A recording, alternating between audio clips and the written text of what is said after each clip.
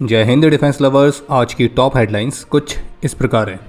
भारतीय सेना खरीद रही है drone mounted radars. BAE system Bharat में बनाना चाहती है अपना ट्राइडन मार्क 2। वेदा एरोनॉटिक्स ने भारतीय वायुसेना को सप्लाई किए jet powered loitering munitions.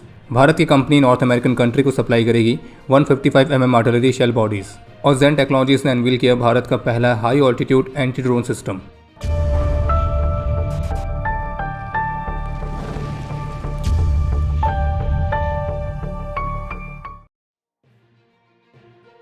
Economic times की रिपोर्ट के मुताबिक घने जंगलों में आतंकियों की मूवमेंट को डिटेक्ट करने के लिए अब भारतीय सेना स्वदेशी तौर पर बनाई गई ड्रोन माउंटेड रडार्स की खरीद पर काम कर रही है।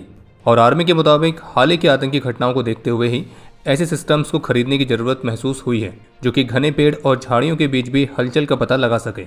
और ये एक मेक 2 कैटेगरी में आने वाली परियोजना होगी जिसमें रिसर्च एंड डेवलपमेंट को इंडियन इंडस्ट्रीज ही लीड करेंगी। और अक्सर घने जंगलों में ऑपरेट करते समय जो एक सर्विलियंस कैपेबिलिटीज़ की लिमिटेशंस होती हैं, तो उसी लिमिटेशन को दूर करने के लिए ये परियोजना शुरू की जा रही है। और जैसे कि पिछले साल पहलगाम हमले के जो हमलावर थे जो कि हमले को अंजाम देने के बाद जंगलों में छिप गए थे, तो उनको ढूंढने के लिए महीनों का समय लगा था, क्योंकि जम्मू कश्मीर के जंगल इतने ज़्यादा घने हैं जहाँ पे आतंकियों की मूवमेंट को डिटेक्ट करना बेहद ही मुश्किल टास्क होता है। और अक्सर जो आर्मी ड्रोन्स इस्तेमाल करती है सर्विलियंस के लिए, जिसमें ईओ कैमराज यानी कि इलेक्ट्रो ऑप्टिकल कैमराज होते हैं जो कि डे लाइट में तो बहुत अच्छा काम करते हैं लेकिन घने पत्तियों के बीच में वो नहीं देख सकते हैं। उसी तरह से जो इंफ्रारेड और थर्मल कैमराज होते हैं जो कि हीट को डिटेक्ट करते हैं, लेकिन जो घनी पत्तियां हैं तो वो भी थर्मल सिग्नल्स को रोक देती हैं या कमजोर कर देती है। और इसलिए आर्मी को एक ऐसी रडार चाहिए जो कि ड्रोन में माउंट की जाएगी और जिसकी मदद से घने जंगलों में भी ऑब्जेक्ट या किसी मूवमेंट को आइडेंटिफाई करने में मदद मिलेगी।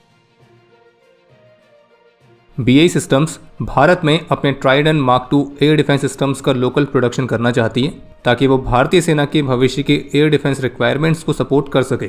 और इसी मामले पर बात करते हुए जेंस.com के साथ एक खास बातचीत में बीएई सिस्टम्स इंडिया के एमडी का यह कहना है कि उनकी कंपनी ट्राइडन मार्क 2 सिस्टम्स को भारत में लोकली मैन्युफैक्चर करने के लिए इंडियन इंडस्ट्री के साथ पार्टनरशिप को इवेलुएट कर रही है। और ये प्रोग्राम एक ऐसे समय पर है जब भारतीय सेना very short range air defence systems की कैपेबिलिटीज़ को प्राप्त करने और एरियल थ्रेट्स के खिलाफ अपनी सुरक्षा को मजबूत करने की कोशिश भी कर रही है। बाकी जानकारी के लिए आपको बता दें कि ट्राइडन मार्क 2 एक Swedish made mobile anti aircraft artillery system है जिसे बीएई सिस्टम्स बोफोर्स ने प्रोड्यूस किया है। इसमें बोफोर्स की एक न्यूली डेवलप्ड 40 mm की गन आती है। बाकी भारत में ट्राइडन मार्क 2 का जो लोकल प्रोडक्शन है वो डिपेंड करेगा कि भारत सिस्टम को किस तरह से चुनता है। बाकी बीएई सिस्टम्स के जो ऑफिशियल्स हैं तो वो टेक्नोलॉजी को एब्जॉर्व करने वाली इंडियन कंपनीज की कैपेबिलिटीज़ और एबिलिटी पर पूरे कॉन्फिडेंट हैं। बाकी फिलहाल अभी इस बात को खुलासा नहीं किया गया कि इस पार्टनरशिप के लिए क्या किसी इंडियन कंपनी को शॉर्टलिस्ट किया गया है या नहीं। उनका बस ये कहना है कि हम सभी तरह के ऑप्शंस के लिए ओपन हैं और इंडियन कंपनीज के साथ कोलैबोरेशन में भारतीय सेना के रिक्वायरमेंट को पूरा करने के लिए तैयार हैं। और आपको ये भी बता दें कि ट्राइडन मार्क 2 एक truck mounted anti aircraft gun है जिसे FPV drones, UAVs, cruise missiles, helicopters, low flying aircraft तो इस तरह के एरियल थ्रेट्स को डिस्ट्रॉय करने के लिए डिज़ाइन किया गया है। और बाकी भारत में इस तरह का जो सबसे क्लोजेस्ट इक्विवेलेंट सिस्टम है वो है L70 एयर डिफेंस गन जो कि महत्वपूर्ण तरीके से अपग्रेड की गई है। पर जैसे कि ट्राइडन मार्क 2 ट्रक माउंटेड है तो L70 में वो कैपेबिलिटी देखने को नहीं मिलती है। बाकी कैलिबर और इंगेजमेंट रोल सिमिलर है। इसके अलावा भारत में सुदर्शन जैसे क्लोज इन वेपन सिस्टम को भी विकसित किया जा रहा है और इस तरह के कुछ और प्रोग्राम्स भी अभी चल रहे हैं।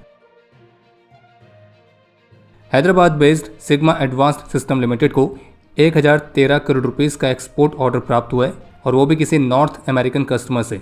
और इस कॉन्ट्रैक्ट के तहत जो सिग्मा एडवांस सिस्टम लिमिटेड है तो वो 155 mm base bleed artillery shell की बॉडी सप्लाई करेगी और वो भी लगभग 1,47,000 यूनिट्स। और ये जो ऑर्डर है अगले 6 से 12 महीने के अंदर एग्जीक्यूट किया जाएगा। और जबकि इससे पहले कंपनी को 155 mm आर्टिलरी शेल्स के फ्यूजेज और M107 आर्टिलरी शेल बॉडीज़ का एक्सपोर्ट ऑर्डर भी प्राप्त हो चुका है। और जानकारी के लिए आपको बता दें कि जो बेस ब्लेड शेल्स होते हैं तो इन्हें आर्टिलरी सिस्टम्स की रेंज को एक्सटेंड करने के लिए डिज़ाइन किया जाता है ताकि वो मौजूदा 155 mm के आर्टिलरी प्लेटफॉर्म्स के साथ कंपैटिबल रहते हुए अधिक मारक क्षमता को प्राप्त कर सकें। और ये ऑर्डर ऐसे समय पर है जब एक्सटेंडेड रेंज के जो आर्टिलरी एम्यूनिशंस की डिमांड है वो ग्लोबली काफ़ी तेजी से बढ़ी है। जबकि इसके अलावा हैदराबाद बेस्ड एक और फर्म है जिसका नाम है जेन टेक्नोलॉजीज, तो इन्होंने भारत के पहले high altitude man portable anti drone system को अनवील किया है जिसे बनाया गया है एक मॉडर्न माउंटेन वॉरफेयर के लिए। और कंपनी ने अपने इस नए वेपन सिस्टम को कारगिल विजय दिवस के खास अवसर पर अनवील किया है। और चुनौतीपूर्ण पहाड़ी इलाकों में या फिर रिमोट ऑपरेशनल इन्वायरमेंट्स में ऑपरेट करते समय ये स्वदेशी counter unmanned aerial system Bharat के फोर्सेस को ड्रोन जैसे एरियल थ्रेट्स के खिलाफ काफ़ी महत्वपूर्ण तरीके से मदद करेगा। अगर बात करें इसके की फीचर्स की तो ये 5 किलोमीटर्स की दूरी तक ड्रोन्स को डिटेक्ट कर सकता है, 3 किलोमीटर्स की दूरी तक एक ओमनी डायरेक्शनल जैमिंग परफॉर्म कर सकता है, ये मल्टीपल ड्रोन्स और स्वाम्स को एक साथ डिटेक्ट कर सकता है 24/7 ऑल वेदर कैपेबिलिटी इसके पास है और सबसे महत्वपूर्ण ये पोर्टेबल है। इसे सोल्जर्स, ATVs, UGVs इन सब के द्वारा कैरी किया जा सकता है।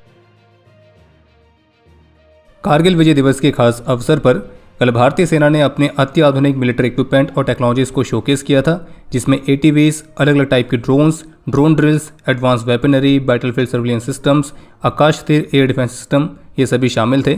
इसके अलावा भारतीय सेना नॉर्थ ईस्ट और लद्दाख रीजन में सर्विलेंस करने से लेकर जरूरी सप्लाईज पहुंचाने तक तो इन सभी महत्वपूर्ण टास्क के लिए अलग अलग टाइप के ड्रोन्स का काफ़ी इस्तेमाल कर रही है। जैसे कि जो लॉजिस्टिक ड्रोन्स हैं वो 12 किलोग्राम तक के एम्यूनिशन, मेडिसिन, फ्यूल इस तरह की सप्लाई को कैरी कर सकते हैं। सर्विलेंस ड्रोन्स बेस से 5 किलोमीटर की दूरी तक फ्लाई करके एक लाइव कवरेज प्रदान कर सकते हैं। भारतीय सेना लद्दाख रीजन में मल्टी रोल ड्रोन्स का भी इस्तेमाल कर रही है, जिसमें एक मेन ड्रोन जो कि मदरशिप होगा और जो कि एक जगह पर फ्लाई करता रहेगा और बाकी के छोटे छोटे ड्रोन्स के साथ कोऑर्डिनेट करेगा, ताकि लद्दाख जैसे टेरेन में जो एक कम्युनिकेशन है उसको मेंटेन किया जा सके। और इसमें सर्विलेंस से लेकर टारगेट को डिस्ट्रॉय करने के लिए कामिकाज़े जैसे ड्रोन्स भी शामिल हैं।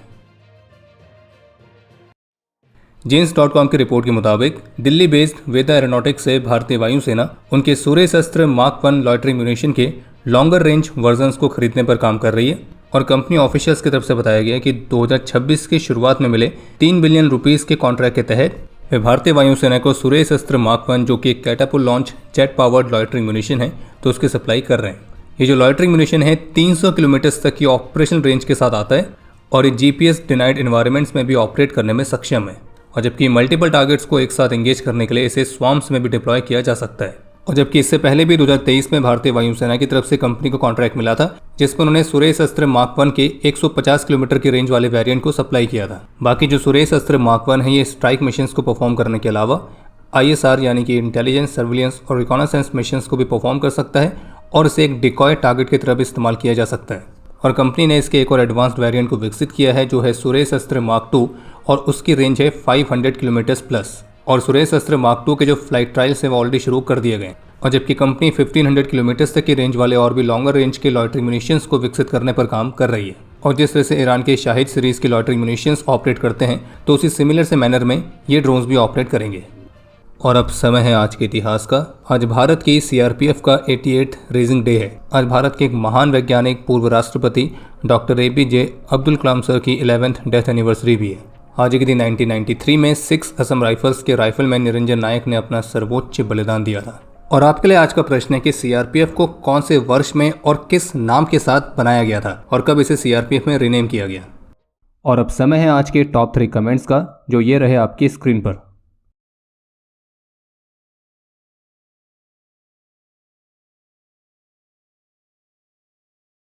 उम्मीद है आपको आज का एपिसोड पसंद आया होगा। पसंद आया तो वीडियो को लाइक करना ना भूलें।